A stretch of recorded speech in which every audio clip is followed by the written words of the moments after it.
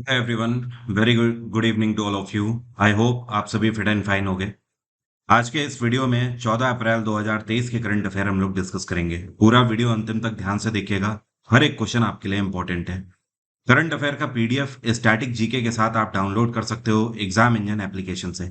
Exam engine application में free study material का जो ऑप्शन है, आप वहां से ये सारे पीडीएफ डेली का डेली डाउनलोड कर लिया करिए। शुरू करते हैं आज का वीडियो। बट पहले बात करेंगे कल के क्वेश्चन की। कल मैंने आपसे एक क्वेश्चन ये पूछा था कि ऑपरेशन सर्द हवा जो है ये कौन सी आर्म्ड फोर्सेस से रिलेटेड है। तो हमारी जो पैरामिलिट्री फोर्सेस है उनमें से एक है बॉर्डर सिक्योरिटी फोर्स।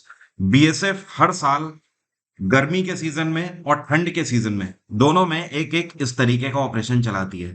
जो विंटर्स में ऑपरेशन चलाया जाता है इसको बोलते हैं सर्द हवा, और जो गर्मियों में मतलब समर्स में जो चलाया जाता है उसे बोलते हैं गर्म हवा ऑपरेशन। दरअसल इसका सीधा सा मतलब यह है कि जो हमारी बीएसएफ है वो वेस्टर्न फ्रंट पे मतलब पाकिस्तान से लगी हुई जितनी भी सीमा रेखा है वहां पर एक तरीके से गश्त वाला ऑपरेशन करती है। इस ऑपरेशंस के तहत जितनी भी हमारी बॉर्डर है उन सारे बॉर्डर्स को पूरे हर तरीके से सर्च आउट किया जाता है और पेट्रोल किया जाता है बीएसएफ के द्वारा। अब शुरू करते हैं आज के करंट अफेयर। और सबसे पहले आप सभी को बैसाखी की बहुत बहुत शुभकामनाएं। आज अंबेडकर जयंती भी है, तो अंबेडकर जयंती के उपलक्ष्य में एग्जाम इंजन एप्लीकेशन पे पॉलिटी का जो रिकॉर्डेड बैच है उस पर 30% का ऑफ मिल रहा है आज से कल तक। तो आप सभी जो भी पॉलिटी का रिकॉर्डेड बैच मेरा लेना चाहते हैं 30% डिस्काउंट पर ले सकते हैं। वैसे भी ये ओनली 120 रुपी का है, उस पर भी 30% आपको मिल रहा है discount. Now on current affair. अभी हाल ही में फूड कन्क्लेव 2023 का फैसला ये हुआ है कि ये 28 से लेकर 29 अप्रैल तक आयोजित करी जाएगी कौन से शहर में। तो इस बार इसका आयोजन हैदराबाद में किया जा रहा है। फूड कन्क्लेव 2023 का मेन उद्देश्य ये है कि एग्रीकल्चर फूड सेक्टर जो है इसको लगातार हमें प्रमोट करना है, साथ में ऑर्गेनिक एग्रीकल्चर को बढ़ावा देना है। और इसमें कई सारे रेवोल्यूशंस की भी बात होगी, जैसे कि जब भी हम बात करते हैं डेयरी प्रोडक्ट्स की तो उसको बोला जाता है व्हाइट रेवोल्यूशन, जैसे कि दूध के उत्पादन का यहाँ पर मतलब होता है। इसके अलावा जो पोल्ट्री प्रोडक्शन होता है उसको पिंक रेवोल्यूशन के नाम से जाना जाता है। पोटैटो एग्रीकल्चर जो होता है मतलब आलू का उत्पादन जो होता है इसको राउंड रेवोल्यूशन बोलते हैं। तो इस तरीके से यहाँ पर बात करी जाएगी। और जो मेन फोकस होगा वो ग्रीन रेवोल्यूशन पर होगा, मतलब एग्रीकल्चर पर। अगला क्वेश्चन है, रेवेन्यू सेक्रेटरी के द्वारा अभी हाल ही में एक सेंट्रल ब्यूरो ऑफ नारकोटिक्स के लिए यूनिफाइड पोर्टल लॉन्च किया गया है। सवाल यह है कि भारत के रेवेन्यू सेक्रेटरी इस टाइम पे कौन है। तो इस टाइम पे संजय मेहरोत्रा है। कौन है? Sanjay Malhotra, senior IAS officer है और इस टाइम पे ये भारत के रेवेन्यू सेक्रेटरी हैं। ये जो पोर्टल लॉन्च किया गया है सेंट्रल ब्यूरो ऑफ नारकोटिक्स के लिए, ये दरअसल portal central bureau of narcotics पूरे भारत भर में कौन कौन से ऑपरेशंस परफॉर्म कर रहे हैं उसके बारे में जानकारी देगा। सेंट्रल ब्यूरो ऑफ नारकोटिक्स की स्थापना 1950 में करी गई थी और इसका हेडक्वार्टर है मध्य प्रदेश का ग्वालियर डिस्ट्रिक्ट। क्या बोलते हैं? ग्वालियर। और इस टाइम पे इसके कमिश्नर हैं दिनेश कुमार बौद्ध, डी के बौद्ध। Next question is, the government has organised national apprenticeship mela in which city under skill India mission. Bharat सरकार का जो स्किल इंडिया मिशन है उसके अंतर्गत राष्ट्रीय शिक्षुता मेला अभी हाल ही में आयोजित किया जा रहा है कौन से शहर में। तो इस बार इसको आयोजित किया जा रहा है कहां पर? बेंगलोर, उधमपुर, चेन्नई या greater Noida. So it will be organized in Udhampur, Rajasthan. अब इसका मेन उद्देश्य क्या होगा? इसका मेन पर्पस ये है, देखिए स्किल इंडिया मिशन जो है ना, ये भारत सरकार इसलिए चलाती है कि हमारा जो युवा वर्ग है उसको अनस्किल्ड से स्किल में कन्वर्ट किया जाए। बेसिकली दो तरीके के लेबर होते हैं, एक तो अनस्किल्ड लेबर होते हैं जैसे कि जो मजदूरी वाला काम करते हैं, और दूसरे होते हैं स्किल्ड लेबर जिनके पास कोई ना कोई एक ऐसी स्किल होती है जिसके थ्रू वो पैसा कमा सकते हैं। दरअसल जो स्किल्ड लेबर होते हैं उन्हें ज्यादा पैसा मिलता है। एग्जाम्पल के तौर पर हम बात अगर करें क्राफ्टिंग की, तो अगर कोई वर्कर क्राफ्टिंग जानता है या फिर आप मान लो लकड़ी से वो डलिया बनाना जानता है या फिर कोई भी डेकोर आइटम बनाना जानता है या धूप बत्ती या अगरबत्ती, ये सारे एमएसएमई से रिलेटेड प्रोडक्ट हैं, इनको अगर बनाना जानता है सो it will be consider it skill. लेकिन अगर दूसरी तरफ बात करें अनस्किल्ड लेबर की, तो अगर कहीं पर मान लीजिए कहीं पर कोई बिल्डिंग बन रही है, तो ईंट उठाने वाला जो मजदूर है वो क्या है, वो अनस्किल्ड में कंसीडर किया जाएगा।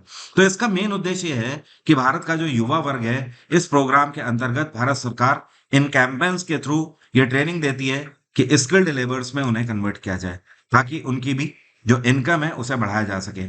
और इतना ही नहीं, यहाँ पर बात बेसिकली होती है, एक तो होता है एमएसएमई, दूसरा है एमएसडीई की यहाँ पर बात होती है। एमएसडीई का मतलब क्या है? इसको बोलते हैं ministry of skill development and entrepreneurship. Next question है, अभी हाल ही में स्टेट एनर्जी एफिशिएंसी इंडेक्स 2022 की रिपोर्ट जारी करी गई है। इस रिपोर्ट में भारत के कौन से राज्य ने टॉप किया है? तो इस बार इसमें आंध्र प्रदेश ने टॉप किया है। आंध्र प्रदेश रहा नंबर 1 पे। दरअसल इस इंडेक्स में इस तरीके से राज्यों को कंसीडर किया गया है, जो राज्य सबसे ज्यादा एनर्जी का उत्पादन कर रहा है, मतलब बिजली का उत्पादन कर रहा है, तो उसमें आंध्र प्रदेश रहा नंबर 1 पे। और दूसरे नंबर पे कर्नाटक रहा, यहाँ पर लिखा हुआ है। सेकंड नंबर पे कर्नाटक रहा, थर्ड पे केरला रहा, चौथे नंबर पे राजस्थान और पांचवें नंबर पे तेलंगाना रहा। अब देखिए, ये जो टॉप 5 स्टेट है, इनको कंसीडर किया जा रहा है ग्रेटर कैटेगरी में। किसमें? ग्रेटर कैटेगरी में, क्योंकि इन सभी राज्यों ने 60 से ज्यादा पॉइंट हासिल किए हैं।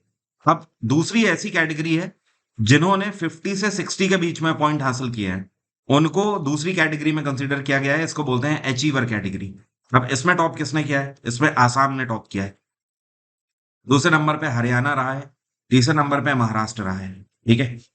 और आंध्र प्रदेश की अगर बात करें तो यहाँ पर मुख्यमंत्री हैं वाई एस जगन रेड्डी, और यहाँ पे गवर्नर कौन है? ये हैं S Abdul Nazeer.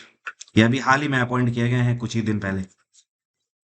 Next question है, हम सभी को पता है external affairs minister doctor S Jaishankar जो हैं, इन्होंने अभी हाल ही में तुलसी घाट रेस्टोरेशन प्रोजेक्ट जो है वाराणसी का, इसका उद्घाटन कौन से देश में किया है? तो अभी इनकी एक ब्यूरोक्रेट विजिट थी, और ये देश है कौन सा? ये है युगांडा। युगांडा पे जाके इन्होंने तुलसी घाट रेस्टोरेशन प्रोजेक्ट को अभी हाल ही में लॉन्च किया है। और इसका मेन उद्देश्य क्या होगा? कोई बता सकता है मुझे कमेंट में तो बताइएगा, क्योंकि कुछ टाइम पहले मैंने आपको बताया भी था कि भारत सरकार ने फैसला लिया है कि Tulsi Ghat restoration project of Varanasi launch करेंगे। अगर आपको पता है तो कमेंट बॉक्स में लिखकर बताइएगा कि इसका मेन पर्पस क्या है बेसिकली। युगांडा की कैपिटल क्या है? इसको बोलते हैं कंपाला। और यहाँ पे करेंसी कौन सी चलती है? शीलिंग चलती है यहाँ पर। और युगांडा के इस टाइम पे राष्ट्रपति कौन है? इनका नाम है योवेरी मुसीवेनी। क्या नाम है? योवेरी मुसीवेनी। ठीक है। मालदीव्स की कैपिटल है माले, भूटान की कैपिटल थिम्पू, एंड मॉरिशस की कैपिटल है पोर्ट लुइस। नेक्स्ट क्वेश्चन है, ये कौन सी कंपनी है जिसने अभी हाल ही में परपेचुअल लाइसेंस एग्रीमेंट स्विट्जरलैंड की एक कंपनी जिसका नाम है नोवार्टिस फार्मा एजी, इनके साथ साइन किया है?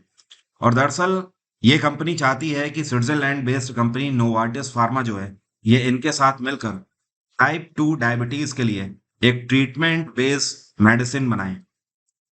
तो ये भारत की कंपनी है सिप्ला, और सिप्ला ने नोवार्टिस के साथ ये पैक्ट साइन किया है। और ये पैक्ट फाइनली साइन हो चुका है, और बहुत जल्द आने वाले अगले 2 साल के अंदर ये अपनी मैन्युफैक्चरिंग भारत में ही मेक इन इंडिया प्रोजेक्ट के तहत शुरू कर देंगे। उम्मीद ये है कि 2026 जनवरी से इसकी मैन्युफैक्चरिंग भारत में शुरू हो जाएगी। आज की डेट में अगर डायबिटीज की बात करें तो बहुत ही कॉमन होती जा रही है ये डिसीज। लोगों में इतना ज्यादा टेंशन है, हाइपरटेंशन की प्रॉब्लम है, जिसकी वजह से लोग डायबिटीज से ग्रसित हैं।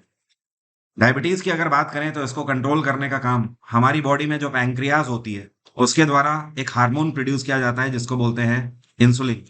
और इंसुलिन क्या करता है?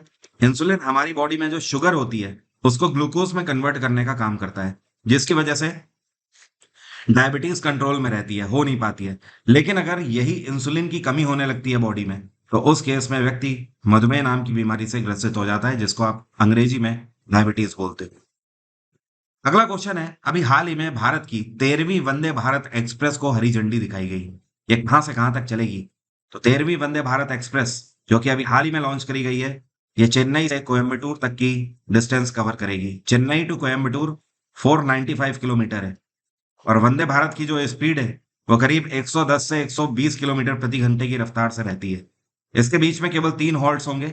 एक तो ये इरौड में रुकेगी, दूसरा ये सलेम में रुकेगी, और तीसरा तिरुप्पुर में रुकेगी। कहां पर? तिरुप्पुर में।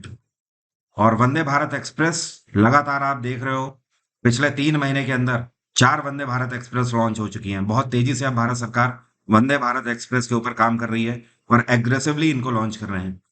ध्यान रखिएगा, भारत सरकार का टारगेट है 2025 तक total 400 Vande Bharat express train पूरे भारत में चल रही होंगी।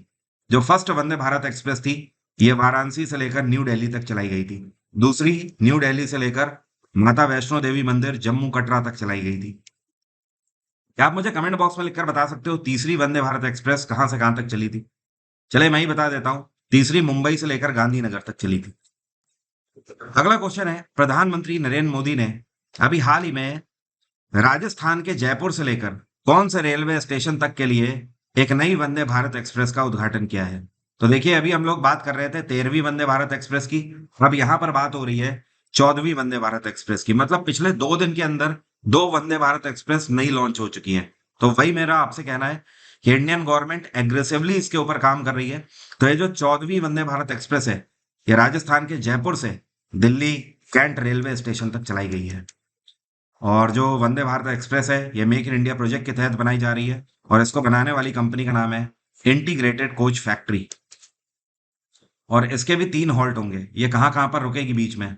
एक तो बेसिकली अगर देखा जाए तो ये अजमेर से चल रही है और ये जयपुर में रुकेगी, अलवर में रुकेगी उसके बाद, और उसके बाद सीधे गुड़गांव में रुकेगी और उसके बाद डायरेक्ट दिल्ली।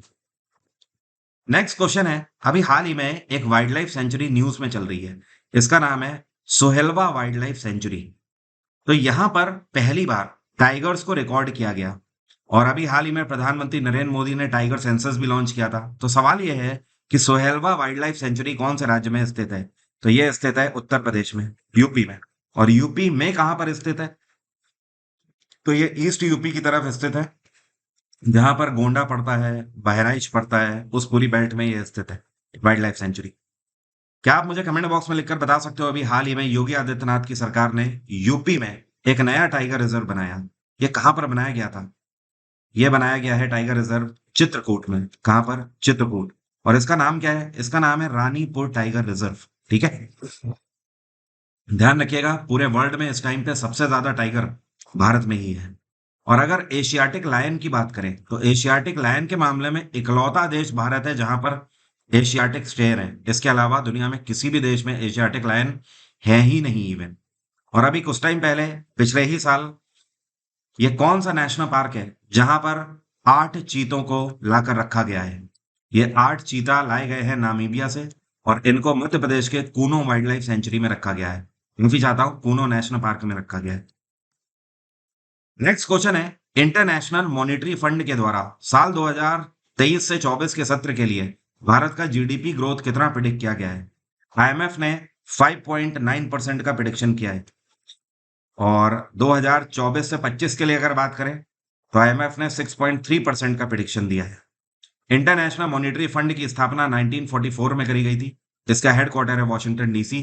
इसकी प्रेसिडेंट है इस टाइम पे, या आप बोल सकते हो इन्हें मैनेजिंग डायरेक्टर, ये हैं क्रिस्टलिना जॉर्जेवा। और इस टाइम पे इसकी डेप्यूटी मैनेजिंग डायरेक्टर भारतीय मूल की हैं गीता गोपीनाथ। पिछले ही साल गीता गोपीनाथ को डेप्यूटी मैनेजिंग डायरेक्टर के रूप में अपॉइंट किया गया था। और इस टाइम पे आईएमएफ के चीफ इकोनॉमिस्ट कौन है? इस पोस्ट पर पहले गीता गोपीनाथ थी, तो अभी कुछ टाइम पहले ही आईएमएफ के चीफ इकोनॉमिस्ट बनाए गए हैं पियरे ओलिवियर। क्या नाम है? Pierre Olivier. अगला क्वेश्चन है, अमेरिका का एक बैंक है जिसको बोलते हैं सिटी बैंक, और जापान का एक बैंक है जिसको बोलते हैं जापान इंटरनेशनल कॉपरेशन एजेंसी। इन दोनों बैंक के साथ मिलकर भारत के किस बैंक ने एक लोन पैक्ट अभी हाल ही में साइन किया है? तो यह है इंडसइंड बैंक। इंडसइंड बैंक दरअसल पैसे की दरकार कर रहा है इन दोनों बैंकों से, और ये दोनों बैंक, सिटी बैंक और जापान इंटरनेशनल कॉपरेशन एजेंसी, ये दोनों तैयार हो गए हैं इंडसइंड बैंक को लोन देने के लिए।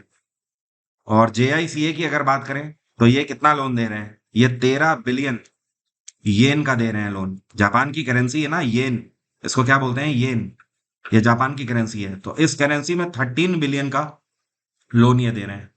और सिटी बैंक क्योंकि अमेरिकन है तो ये तो डॉलर में ही देंगे, तो ये $30 मिलियन का लोन दे रहे हैं इंडसइंड बैंक को। और इंडसइंड बैंक इस पूरे पैसे का क्या करेगी? ये 2 तरीके से काम करेंगे इसके लिए। एक तो एजुकेशन पॉलिसी एंड इंफ्रास्ट्रक्चर के लिए लोन देंगे एमएसएमईज को। एंड अपार्ट फ्रॉम दिस, ये एग्रीकल्चर के सेक्टर में लोन फैसिलिटी प्रोवाइड करेंगे। सिटी बैंक काफी पुराना बैंक है, इसकी स्थापना 1812 में करी गई थी, इसका हेडक्वार्टर है न्यूयॉर्क। और इंडस इंड की अगर हम बात करें तो इसकी स्थापना 1994 में करी गई थी, इसका हेडक्वार्टर है मुंबई। और इसके सीईओ है सुमंत खतपालिया। क्या नाम है? सुमंत खतपालिया। बाकी जेआईसीए जो है ये भी काफी पुराना है, 1974 में इसकी स्थापना करी गई थी और इसका हेडक्वार्टर है टोक्यो। नेक्स्ट क्वेश्चन है, अभी हाल ही में world chess armageddon Asia and Oceania event title 2023 का किसने जीता है? तो यह भारतीय स्टार चेस खिलाड़ी है डी गुकेश। इन्होंने इस बार का ओशनिया इवेंट टाइटल 2023 का अपने नाम कर लिया है। नेक्स्ट क्वेश्चन है, वर्ल्ड पार्किंसन डे कौन सा दिन अभी हाल ही में मनाया गया? तो पार्किंसन दिवस जो है ये 12 अप्रैल को मनाया गया, परसों के दिन। और इस बार इसकी थीम 2023 की रही टेक 6 फॉर पीडी। पार्किंसन होता क्या है? ये एक तरीके का न्यूरोलॉजिकल डिसऑर्डर है और कोई भी व्यक्ति जो पार्किंसन नाम की बीमारी से ग्रसित हो जाता है तो उसमें सिम्टम्स देखने को मिलते हैं। उसकी बॉडी में आपको स्टिफनेस देखने को मिलेगी, साथ में आप देखोगे कि उसे शिवरिंग होती है, कभी होने लगती है कभी कभी। अपार्ट फ्रॉम दिस, कई बार आप देखोगे बॉडी में बैलेंस बनाने में उसे दिक्कत होगी। तो आप कई बार देखोगे लोगों को कि वो चलते चलते अचानक से इस अगर डिसीज से वो शिकार हो रहे होते हैं तो अचानक से आप देखोगे लड़खड़ा जाएंगे, या बैठे हैं तो उन्हें पता ही नहीं लग रहा है कि उनका बॉडी पोस्चर किधर की तरफ जा रहा है। ये सारे इसके सिम्टम्स हैं। अब मेरा आज का क्वेश्चन आपसे, आज का मेरा आपसे सवाल ये है कि आप मुझे कमेंट बॉक्स में लिखकर बता सकते हो कि भारत में कितने पर्वतीय दर्रे हैं? 112, 49, 22 या 68? कमेंट बॉक्स में जल्दी से लिखकर बताइए। एग्जाम इंजन पर अंबेडकर जयंती के उपलक्ष्य में जो पॉलिटी का रिकॉर्डेड बैच है इसमें फ्लैट 30% का डिस्काउंट है, आप इसे अवेल कर सकते हो एग्जाम इंजन से। इसके अलावा 2023 के लिए जो सीजीएल देने जा रहे हैं स्टूडेंट, वो सभी इस न्यू बैच को ज्वाइन कर सकते हैं। और इस न्यू बैच की खास बात यह है कि ये वीओडी प्लस लाइव बैच है। अभी इसकी लाइव क्लास कल से स्टार्ट होने जा रही है 15 तारीख से, और जितने भी इसमें वीओडी क्लास हैं वो सब ऑलरेडी अपलोडेड हैं और साइंस के पर डे के हिसाब से और भी अपलोड होते जा रहे हैं। तो इसमें बहुत कुछ आपको मिलने वाला है, इतना डेटा जितना आपने सोचा भी नहीं होगा। तो इसे आप अवेल कर सकते हैं 2023 के सीजीएल या फिर आने वाले किसी भी एग्जाम के लिए। आज की बात यहीं तक रहेगी। कल से करंट अफेयर सेम टाइम पे आने लगेंगे, वही जैसे सुबह 6 बजे आते थे। Thank you so much, have a nice day, take care, bye bye, आपका दिन मंगलमय हो।